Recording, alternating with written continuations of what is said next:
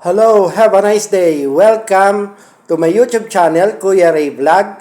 Sa aking Facebook page, Kuya Ray Vlog. Sa aking TikTok account, Kuya Ray Vlog. Sa aking Instagram account, Adriano Reynaldo. Sa aking Facebook account, Reynaldo Torres Adriano.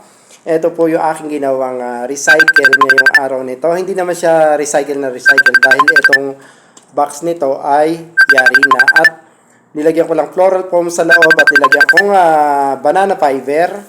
At itong design nito ay yari sa karton. Itong karton nito, dito ako nagkuha ng aking gugupitin na kinorte ko ganito. Kung ano yung desired shape na gusto ko. At itinago ko siya sa banana fiber. Ayan, nang maitago ko na siya sa banana fiber, inilagay ko siya. Dahil maliit lang yung space, hindi ko nakuha yung gusto kong palitawin. Nilagyan ko na lang. Ito yung mga dried flowers o dried leaves from Holland. Ito yung protea flower na dried na siya. Ayan. Ito yung mixed Holland green. Inisprayan ko lang siya ng pang-spray ng flower. At ito yung parang pine tree leaves na from Holland din. Ayan, na-dried na siya. At dahil gusto ko matakpan yung floral foam para hindi kita yung floral foam na aking tinusukan, ay nilagyan ko siya ng puting bato.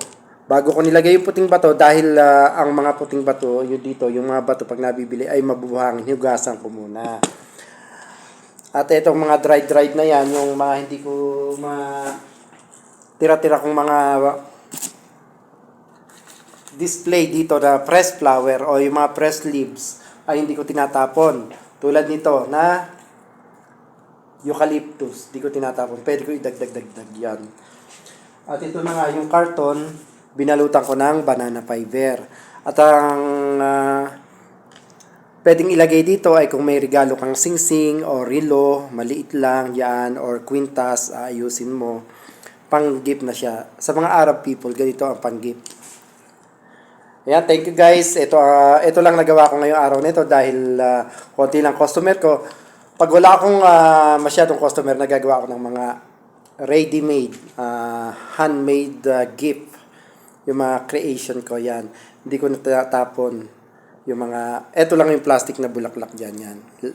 Lahat na yan, dried.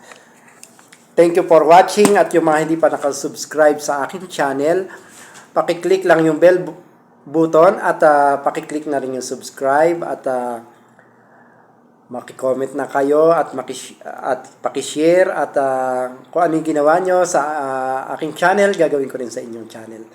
At sa aking Facebook page, pag nag-follow kayo, magpa-follow din ako. Mag-iwan lang ng bakas. Yung bakas na tinatawag ko ay yung komento para makita ko kayo. At sa aking Facebook account din, ipinopost ko ito sa Reels. Mag-comment lang kayo at kung may Reels kayo, magko-comment din ako. Maraming salamat. Have a nice day. God bless you all.